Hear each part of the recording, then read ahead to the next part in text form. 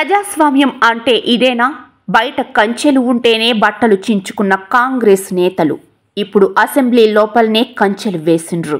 ఇదే మీ రాజ్యం, ఇదే మీ రాజ్యం, కంచెల రాజ్యం, పోలీసు రాజ్యం. అసెంబ్లీ లోపల మాట్లాడడానికి అవకాశం ఇవ్వరు. అసెంబ్లీ బయట కూడా మీడియాతో మాట్లాడేందుకు అనుమతి కూడా ఇవ్వరా అని నినదిస్తున్న బీఆర్ఎస్ పార్టీ ఎమ్మెల్యేలు. అసెంబ్లీ ఆవరణలో బైఠాయించిన బీఆర్ఎస్ ఎమ్మెల్యేలు